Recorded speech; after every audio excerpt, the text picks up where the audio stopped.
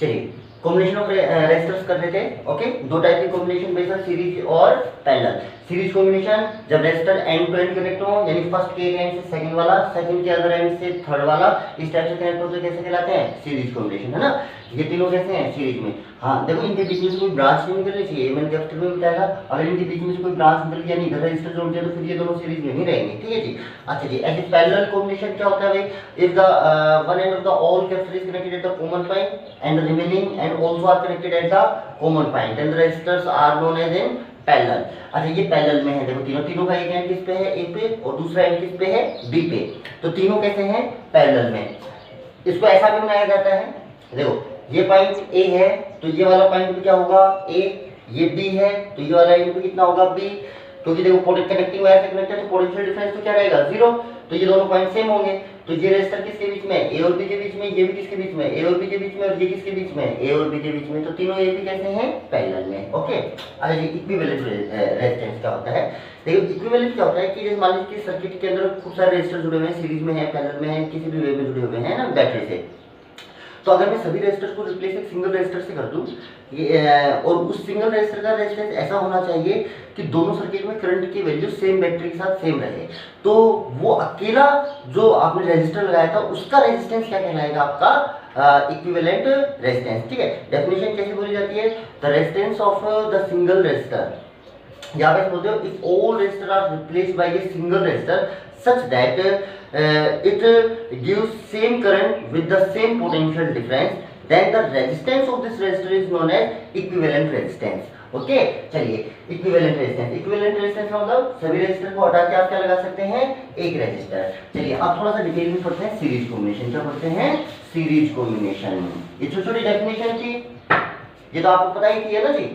चलिए series combination. Series combination में क्या होता है जी? मान लीजिए जैसे ये तीन रेजिस्टर हैं, 1 2 3, इनको एक सिंगल बैटरी से आपने कनेक्ट किया जो कि 20 वोल्ट की थी। ठीक, ये पॉइंट मान लीजिए ए, ये मान लीजिए बी, ये मान लीजिए R1 R2 R3, इसको मान लीजिए सी, इसको मान लीजिए डी। ठीक है। तो देखो सिंपल सी बात है भाई, ये 0 पे होगा तो ये कितने पे होगा? V पे, बैटरी जुड़ी हुई है ना। अच्छा जी, अब पहले रेजिस्टर में जो करंट जाएगा, देखो इधर से इधर जा रहा हूं तो पोटेंशियल ड्रॉप हो रहा है, तो करंट तो हाई पोटेंशियल से लो पोटेंशियल फ्लो होगा, यानी करंट तो इधर फ्लो होगा। मान लीजिए कितना करंट फ्लो हुआ? I। कितना करंट फ्लो हुआ? I। तो देखो फर्स्ट रेजिस्टर के अक्रॉस जो पोटेंशियल डिफरेंस होगा फर्स्ट रेजिस्टर के अक्रॉस, यानी VA माइनस VC, क्या इसकी वैल्यू I इंटू R1 होगी? Yes sir. दूसरे रेजिस्टर के अक्रॉस अगर पोटेंशियल डिफरेंस देखो कि VC माइनस VD, क्या इसकी वैल्यू IR2 होगी? Yes sir. इसके अंदर सीरीज में है तो करंट तो क्या रहने वाला है? सेम। तो करंट तो कितना गया? I इंटू R कर दिया, पोटेंशियल डिफरेंस आ गया। ऐसे ही थर्ड में देखोगे तो VD माइनस VB, क्या इसकी वैल्यू IR3 होने वाली है? Yes sir. ये तीनों भी अपने आप में फॉर्मूले ही है ना। जब मैं आपको न्यूमेरिकल कराऊंगा, जब बताऊंगा इसके अक्रॉस पोटेंशियल डिफरेंस बताओ, इसके अक्रॉस में वोल्ट मीटर जोड़ दूंगा, वोल्ट मीटर की रीडिंग बताओ, तो आपको इसके अक्रॉस जब आप पोटेंशियल डिफरेंस बताएंगे यानी VC माइनस VD बताना होगा, तो आपको क्या करना पड़ेगा? आपको पहले तो बताना चाहिए टोटल करंट इनटू इसका रेजिस्टेंस। ओके, चलिए जी। अब अगर मैं तीनों इक्वेशंस को जोड़ दूं तो तीनों इक्वेशन को जब आप ऐड करेंगे तो देखो इधर VC से VC, VD से VD कट गया, बचा कितना? VA माइनस VB, और इधर तीनों में से I कॉमन आ गया, मेरे हिसाब से हो गया R1 plus R2 plus R3। अच्छा जी, VA माइनस VB की वैल्यू कितनी है भाई? ये V है और ये 0 है, तो VA माइनस VB कितना है? V। तो ये कितना हो गया? VA minus VB V। अच्छा, अपॉन I कर दो, ये कितना हो गया? R1 plus R2 plus R3। क्या इसी को इक्विवेलेंट रेजिस्टेंस बोला जाता है? ये सर, क्योंकि जब आप सिंगल लगाओगे तो बैटरी भी ये रहनी चाहिए, करंट भी ये रहना चाहिए, तो ये कितना हो जाएगा? R equivalent R1 plus R2 plus R3। यानी अगर सीरीज में रेजिस्टर जुड़े हुए हैं तो सभी का रेजिस्टेंस अलजेब्रिकली ऐड कर दिया जाता है। तो कैपेसिटर में उल्टा होता था, सीरीज में कितना होता था? 1/C1 plus 1/C2। ठीक है, रेजिस्टर में कैसा होता है? सीरीज में R1 plus R2 plus R3। Capacitor में पैरेलल में होता था ना, पैरेलल में होते थे कैपेसिटर जब कितना होता था C1 plus C2 plus C3। इधर कितना होता है जब सीरीज में रजिस्टर होते हैं तो R1 plus R2 plus R3। चलिए अब कुछ स्पेशल जो बातें सीरीज कॉम्बिनेशन के लिए अपन को नोट करनी चाहिए वो देखो क्या क्या नोट करनी चाहिए। पहली चीज, सीरीज कॉम्बिनेशन में करंट सभी रेजिस्टर के थ्रू जो फ्लो होता है वो सेम रहता है और जो पोटेंशियल डिफरेंस होता है उनके अक्रॉस वो डिफरेंट हो सकता है। वो क्या हो सकता है? डिफरेंट, बट करंट क्या रहेगा? सेम। दूसरी बात जो नोट करने वाली है, जो इसमें अगर n रेजिस्टर जुड़े हों तो टोटल रेजिस्टेंस हो जाएगा R1 plus R2 plus R3 plus dot dot dot plus Rn। अच्छा जी, यानी जो टोटल रेजिस्टेंस आएगा वो इन सभी से ज्यादा आएगा, R1 R2 R3, क्योंकि कुछ ना कुछ तो ऐड ही हो रहा है। तो जो टोटल रेजिस्टेंस आता है वो सर्किट में जो मैक्सिमम रेजिस्टेंस लगा हुआ है उससे भी ज्यादा आता है। यानी R equivalent is always greater than R maximum in circuit. जो सर्किट में मैक्सिमम रेजिस्टेंस लगा होगा उससे भी, जैसे मान लो एक लगा हुआ है, एक 10 लगा हुआ है, एक 500 लगा हुआ है, तो जो आपका आंसर आएगा वो जो मैक्सिमम है 500 उससे भी ज्यादा आने वाला है। तीसरी बात, अगर ये n के रेजिस्टर आइडेंटिकल हो, ये n के रेजिस्टर आइडेंटिकल हो यानी सारे सेम रेजिस्टर हो, यानी R1 R2 R3 ऐसे इन सबकी वैल्यू क्या हो? इक्वल। देखो आप इनको जोड़ोगे तो टोटल रेजिस्टेंस हो जाएगा n टाइम्स NR। कितना हो जाएगा? NR। ऐसी बातें अपन कैपेसिटर में भी कर चुके हैं ना। अच्छा जी, अगली बात जो अपन को करनी है, देखो NR कि सभी के अक्रॉस पोटेंशियल डिफरेंस अलग अलग होता है ना जी। अभी पोटेंशियल डिफरेंस अभी आपने 3 के अक्रॉस निकाला था, तो आप देखो V1 raise to V2 raise to V3 आप करेंगे तो V1 कितना होगा? I into R1 raise to I into R2, क्योंकि करंट तो सब में सेम रहने वाला है, raise to I raise to R3। तो I हमेशा कैंसिल हो जाता है, यानी जो वोल्टेज का रेशियो होता है वो रेजिस्टेंस के रेशियो में होता है। किसके रेशियो में होता है? रेजिस्टेंस। जिसका रेजिस्टेंस ज्यादा उसके ऊपर क्या ज्यादा? पोटेंशियल ड्रॉप भी ज्यादा। ओके, अच्छा, तो ये कुछ मेन चीजें हैं किसकी? आपके सीरीज कॉम्बिनेशन की। जैसे मैं छोटा सा आपको सवाल देता हूं, देखिए सिंपल सा क्वेश्चन।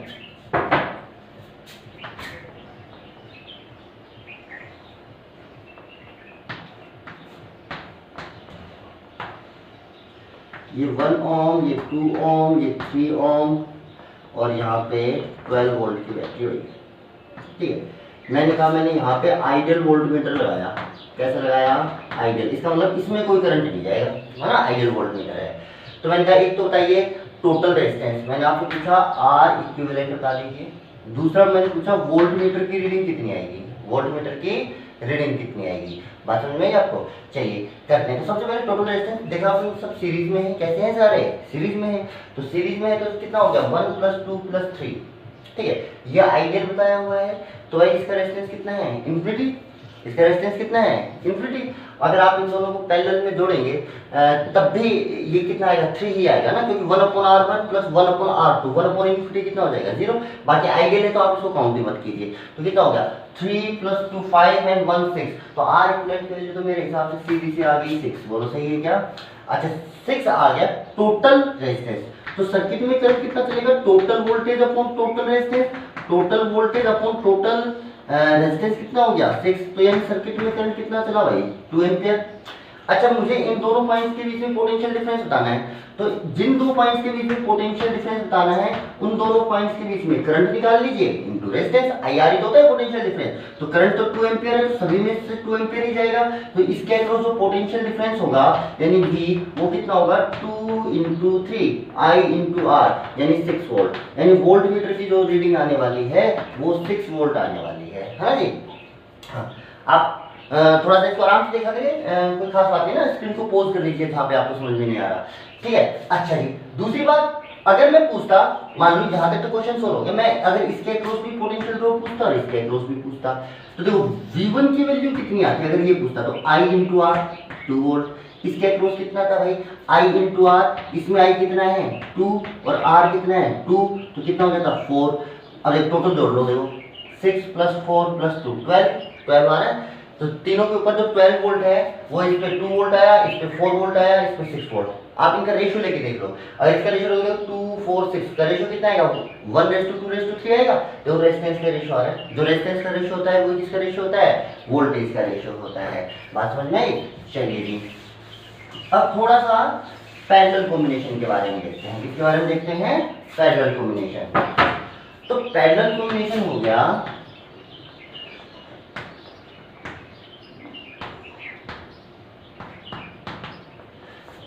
जैसे मान लीजिए 1 2 3 तीन रेजिस्टर हैं, R1 R2 R3, तीनों पैरेलल में हैं।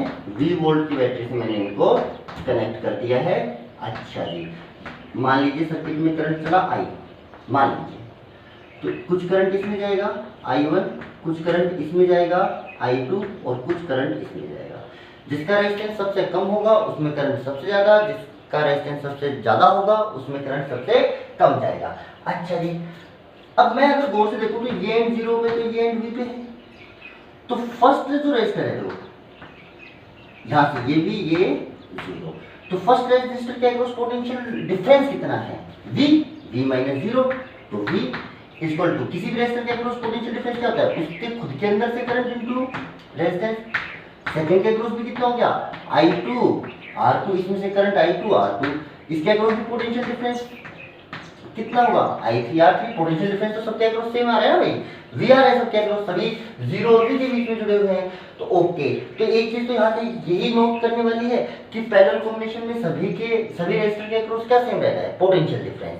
अच्छा, क्या अलग होता है, करंट। क्या अलग होता है, करंट। ओके, अगर इधर से आप देखोगे तो जो आपके पास आएगा, देखो इसको आप लिख सकते हो कि I1 I2 I3 की तो तीनों की वैल्यू निकालोगे तो कितनी आएगी, देखो I1 उधर से देखोगे तो I1 की वैल्यू आएगी V/R1, I2 की वैल्यू आएगी V/R2 और I3 की वैल्यू आएगी V/R3। समझ में आ रहा है? यहाँ से लिखा है भाई V/R1, ठीक है। अच्छा, जो टोटल करंट निकालना है मेरे को सर्किट में से, तो टोटल करंट तो कितना होगा, I1 + I2 + I3 है जी। ये टोटल करंट की तो तीन जगह डिवाइड हुआ है, तो यहाँ पे तीनों की वैल्यू रखोगे तो देखो V कॉमन आ जाएगा, तो 1/R1 + 1/R2 + 1/R3। चलिए जी, इसको थोड़ा सा आप ऐसा लिख लीजिए, इसको थोड़ा सा ऐसा लिख लीजिए कि I/V = 1/R1 + 1/R2 + 1/R3 और V/I, देखो V/I कितना होता है, R, और ये I/V है, तो ये कितना हो जाएगा 1/R इक्विवेलेंट। यानी जो पैरेलल में अगर रेजिस्टर जुड़े हो तो उनका रेसिप्रोकल करके जोड़ोगे तो टोटल रेजिस्टेंस का रेसिप्रोकल आ जाएगा, ठीक है। ये कैपेसिटर में सीरीज कॉम्बिनेशन में आपका रिजल्ट, और रेजिस्टर का कैसा है, पैरेलल कॉम्बिनेशन का रिजल्ट है। बात समझ में आ रही है? उसमें रेसिप्रोकल कब होके जुड़ते थे कैपेसिटर में, जब वो सीरीज में होते थे। यहाँ पे पैरेलल में ना थोड़ा सा उल्टा है दोनों का केस, ठीक है। अच्छा जी, अगर देखूं मैं कि करंट का रेशियो लूं, करंट का रेशियो देखो, यानी जो करंट टोटल आएगा वो किस रेशियो में डिवाइड होगा, I1:I2:I3। लेकिन इन तीनों का रेशियो लोगे तो V कट जाएगा, तो 1/R1:1/R2:1/R3। यानी करंट रेजिस्टेंस के रेसिप्रोकल के रेशियो में डिवाइड होता है। वो तो मुझे पता भी है भाई, जिसका रेजिस्टेंस ज्यादा होगा उसके अंदर करंट क्या जाना चाहिए, कम जाना चाहिए, है ना। चलो इसके ऊपर अब इस क्वेश्चन को करेंगे, पहले इसके भी स्पेशल केस जो आपको बातें नोट करनी है वो लिख लेते हैं, है ना।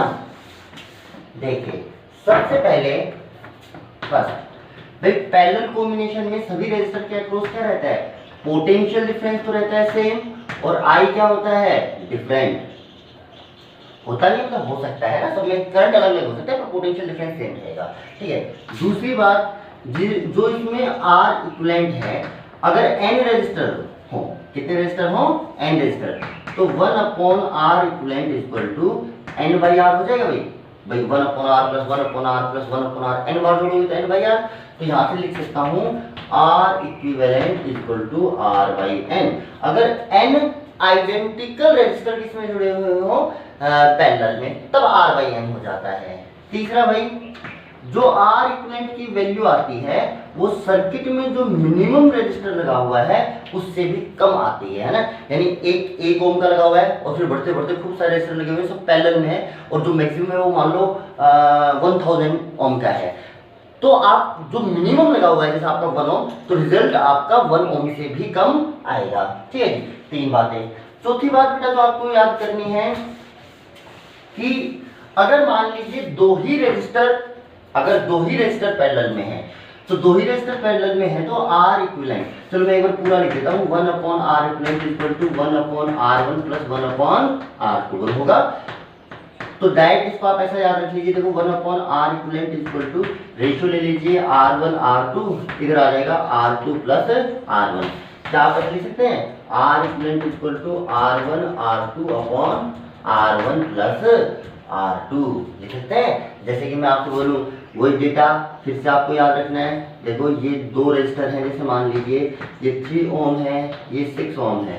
मैं कहूँ बेटा टोटल रेजिस्टेंस कितना, तो R इक्विवेलेंट, क्या दोनों पैरेलल में, यस सर जी, R1 into R2 upon R1 plus R2, क्या 2 ओम आ जाएगा, 632 बताएगा।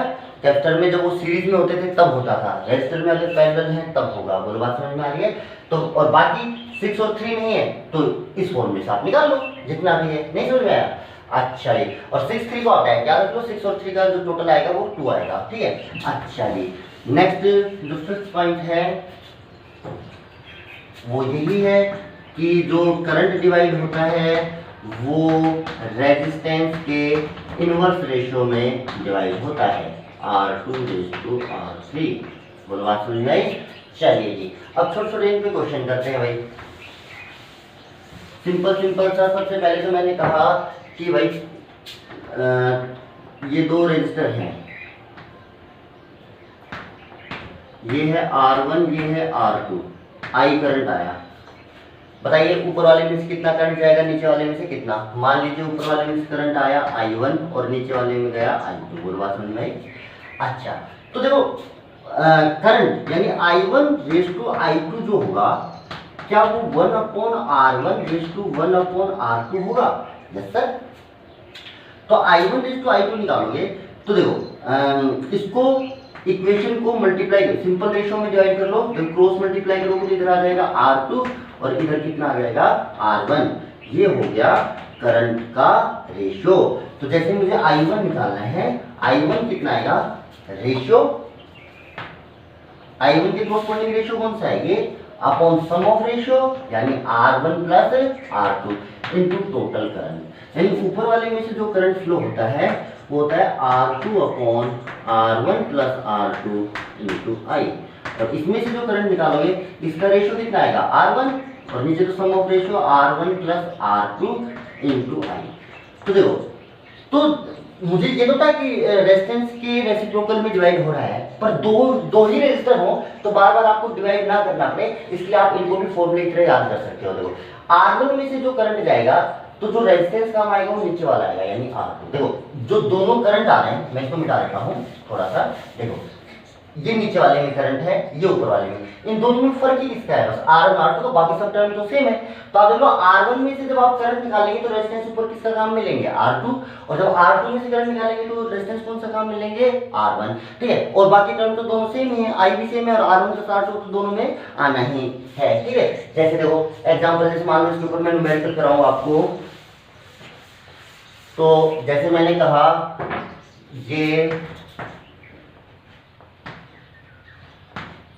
ये मान लीजिए 3 ओम है, ये 6 ओम है, यहाँ से 12 एम्पियर करंट आया। मैंने कहा बताइए दोनों में से कितना कितना करंट जाएगा। ठीक है, अगर मैं सिंपली कुछ ज़्यादा किसमें से जाएगा, ऊपर वाले में से, क्योंकि इसका रेजिस्टेंस कम है। अच्छा कितना जाएगा, इसमें से आपको करंट निकालना है तो रेजिस्टेंस कौन सा काम मिलेंगे, नीचे वाला, upon sum of resistance into total current. Okay जी, तो कितना आ गया, ये 3 से कट हो जाएगा, 3 4 3 3 3 2 8 एम्पियर, और इधर कितना हो गया, 12 में से 8 इधर गया तो सीधा से कितना हो गया, 4 एम्पियर। ये आई बात समझे। तो ऊपर करंट निकाला ऊपर वाले में, तो रेजिस्टेंस का काम मिल गया, नीचे वाला का 6, अपॉन सम ऑफ रेजिस्टेंस कितना हो गया 6 and 3 9 इंटू टोटल करंट कितना हो गया, ये कैंसिल कर लीजिए, जो लोग कर रहे हैं 8 एम्पियर 4 एम्पियर, ठीक है जी। अच्छा जी, दूसरा सवाल लीजिए, पर ये कब तक लगेगा, जब 2 रेजिस्टर होंगे तब तक ही लगेगा भाई। बाकी अगर 2 से ज्यादा रेजिस्टर हो गए तो वो ही आपको जो रेजिस्टेंस के इनवर्स रेशियो में डिवाइड करने पड़ेंगे। जैसे मैं आपको बोलूं कि 3 रेजिस्टर है भाई, एक तो ये है, एक ये है और एक ये है, और ये तीनों है, ये 1 ओम है, ये 2 ओम है, ये 3 ओम है, और भाई ये 12 एम्पियर करंट आया। अब मैं इनका बताऊं तीनों में से कितना करंट जाएगा, तो I1 I2 I3, ठीक है। तो आप सिंपल लिखोगे कि I1 raise to I2 raise to I3, reciprocal कर लो भाई तीनों का, 1/1 1/2 1/3।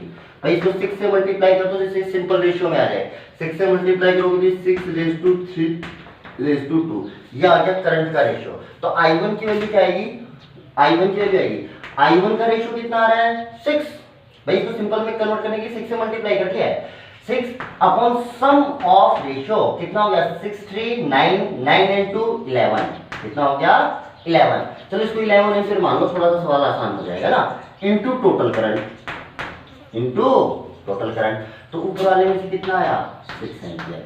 अगर मैं इस वाले में से कहूं तो इसका रेशियो कितना है भाई, इसमें से करंट कितना हो, इसका रेशियो कितना आ रहा है 3 upon sum of ratio into total current, total current आपने मान लिया 11, तो सोल्व कर लीजिए कितना आएगा 3 एम्पियर, बोल सही है।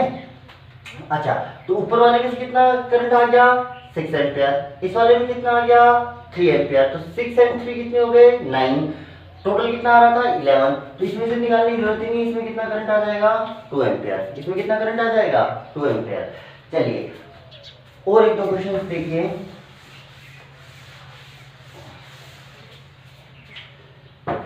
जैसे कि मैं आपसे ये बना दूंगा एक सर्किट ऐसे,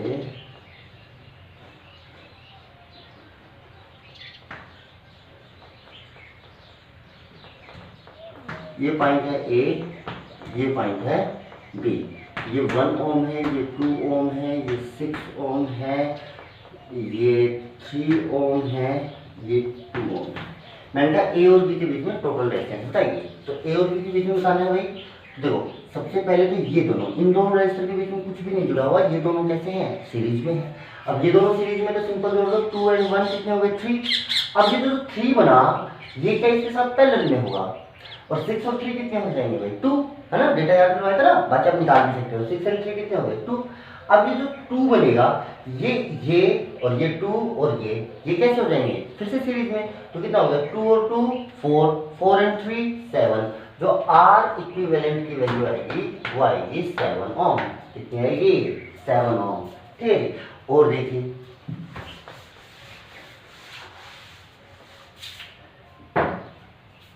ये है सर्किट 1 2 3 4,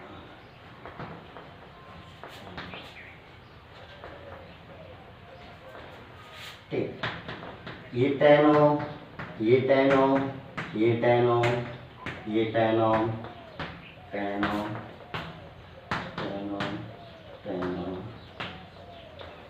10 ओम, ठीक।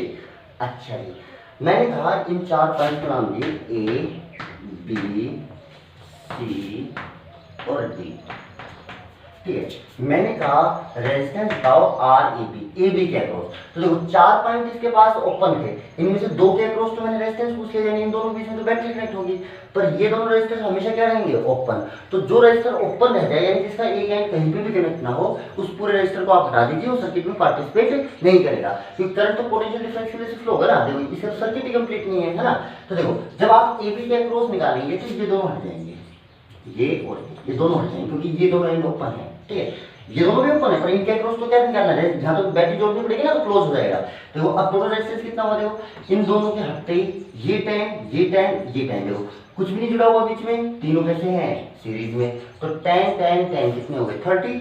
अच्छा ये 30 और ये 10 कैसा होगा भाई पैरेलल में, तो टोटल रेजिस्टेंस इनका कितना हो जाएगा 30 × 10 upon 30 + 10 R1 × R2 upon R1 + R2, तो सोल्व करोगे तो ये आ जाएगा 7.5, कितना आ गया 7.5। देन देखो 10 10 10 30 30 और 10 7.5, अब 7.5, 10 और 10 ये तीनों फिर से सीरीज में हो गए, तो टोटल कितना हो गया देखो 10 और 10 20 और यानी 27.5 ओम। नहीं हुआ? ठीक है, आराम से देखिए हो जाएगा। ठीक है, दूसरा मैंने पूछा आपसे कि आर ए सी के अक्रॉस बताओ, तो ए और सी के अक्रॉस यानी इस बार बैटरी इन दोनों के बीच में जुड़ेगी, तो देखो ये दोनों ओपन रह जाएंगे तो इन दोनों को हटा दो। इन दोनों को जैसे हटाओगे तो देखो वही 10 10 10 क्या सीरीज में है, क्योंकि ये दोनों तो है ही नहीं। 30 और 10 कैसे हैं पैरेलल में, अब पैरेलल में है तो 30 और 10 का तो अभी निकाला है आपने 7.5 होगा। अच्छा, तो इन चारों जगह तो 7.5 हो गया, और ये 10 10 20 और 7.5 ये हो गया 27.5। भाई 30 और 10 7.5 और 10 17.5 एंड 10 27.5 हुआ जी। अच्छा जी, ऐसे अगर मैं पूछता आर ए डी, ए और डी के अक्रॉस बताओ यानी इन दोनों के अक्रॉस, तो कौन कौन से हटते हैं इस बार, एक तो ये हट जाता और एक ये।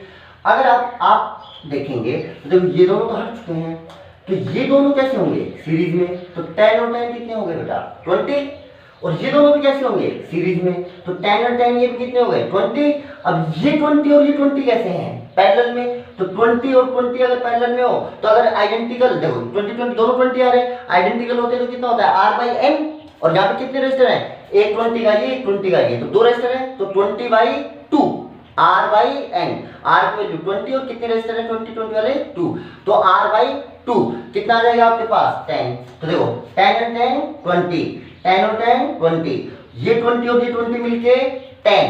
अब इन चारों जगह तो तुम 10 वाला लगाओगे, तो देखो ये 10 और ये 10 मेरे हिसाब से तो 30 ओम हो गया, तो ये तीनों सीरीज में होंगे, कितना हो जाएगा 30 ओम। क्या बात समझ में आई आपको? चलिए जी, एक छोटा सा सवाल और उसके बाद चलिए 2 क्वेश्चन कर लीजिए। जैसे मान लीजिए एक तो मैं आपको ये दे दूं,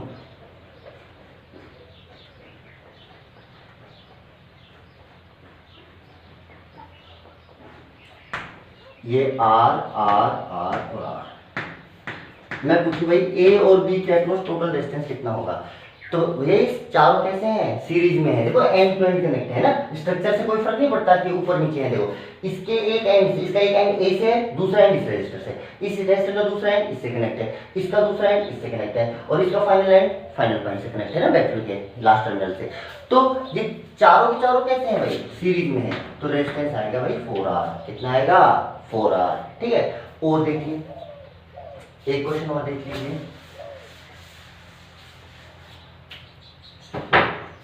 देखिए मान लीजिए इधर एक बैटरी है, ये रेजिस्टर है, ये रेजिस्टर है, ये रेजिस्टर है, ये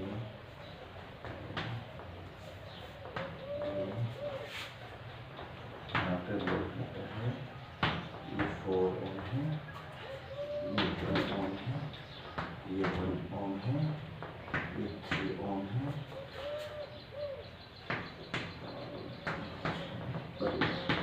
ठीक। मुझसे पूछा गया वोल्टमीटर की रीडिंग बताओ, वोल्टमीटर आइडियल है, वोल्टमीटर कैसा है आइडियल है। ठीक है जी, अच्छा जी वोल्टमीटर की रीडिंग बतानी है, तो सबसे पहले तो वोल्टमीटर को तो आप हटा दो क्योंकि ये तो रेजिस्टेंस में पार्टिसिपेट करेगा नहीं, आइडियल है। ठीक है जी, अच्छा अब कितने बचे देखो 4 1 एंड 1, ये तीनों तो देख सीरीज में, बीच में कुछ भी नहीं जुड़ रहा, तो कितना हो गया टोटल 6, ये 6 और ये 3 कैसा हो गया पैरेलल में, और 6 और 3 कितना होता है पैरेलल में 2। अच्छा यानी यहां तक हो गया 2, अब ये 2 और ये 2 कितना हो गया भाई सीरीज में तीनों, तो 6 हो गया, 2 + 2 + 2 कितना हो गया 6, तो टोटल जो आपके पास रेजिस्टेंस आया वो आया 6 ओम, कितना आया 6 ओम।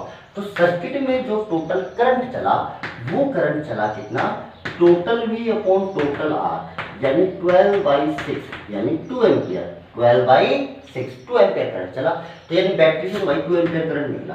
ठीक है, मान लीजिए 0 पे है तो ये कितने पे होगी भाई 12 पे, बैटरी है ना 0 12।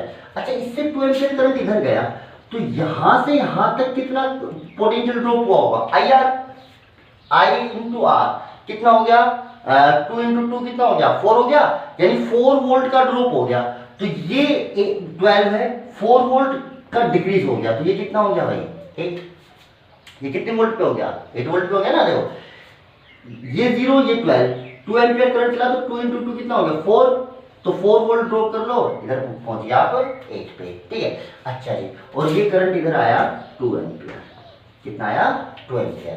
चलिए अब इस करंट को दो पाथ मिले, एक तो ये वाला पाथ और एक ये वाला पाथ, यानी दो जगह डिवाइड होने वाला है, ठीक है। अच्छा अब इस पूरी ब्रांच का रेजिस्टेंस कितना है 6, और इस पूरी ब्रांच का रेजिस्टेंस कितना है 3।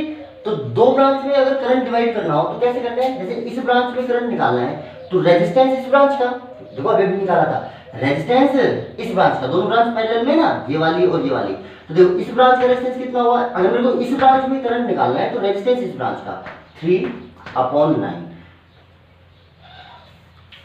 यह समझ में। तो इसका टोटल रेजिस्टेंस 6 और इसका कितना 3, मुझे 6 वाले में करंट निकालना है तो रेजिस्टेंस इसका काम मिलूंगा 3, यानी दूसरी वाली ब्रांच का कितना होता है R2/R1 plus R2 into total current यानी 2।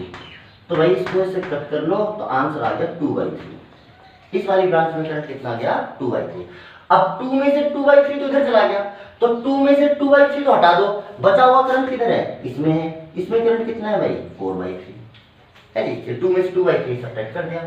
अब ये 2/3 करंट जब इधर जाएगा तो ये तीनों सीरीज में, तो इसमें भी करंट कितना रहेगा 2/3, तो इसके अक्रॉस पोटेंशियल ड्रॉप कितना होगा IR, इसके अंदर I कितना है 2/3 और इसका रेजिस्टेंस कितना है 4, यानी कितना हुआ I × R 8/3, यानी इस दोनों पॉइंट्स के बीच में पोटेंशियल ड्रॉप होगा वो होगा 8/3, और इन दोनों पॉइंट्स के बीच में पोटेंशियल ड्रॉप भी कौन मेजर कर रहा है, ये वोल्टमीटर, तो जो वोल्टमीटर की रीडिंग आएगी वो आएगी 8/3, कितनी आएगी 8/3, ठीक है। अभी भी सीरीज पैरेलल के बहुत सारे सवाल बचे हुए हैं, अपन बहुत सारे करने वाले हैं ना, जो आपने कैपेसिटर में जितने भी किए थे उन सभी में कैपेसिटर को रिप्लेस किया किससे जा सकता है, रेजिस्टर से, है ना। तो अभी बहुत सारे सवाल करने वाले हैं, बाकी आज आपका टेस्ट है इसलिए अभी यहाँ तक ही रोकते हैं, नेक्स्ट लेक्चर में करेंगे। Thank you.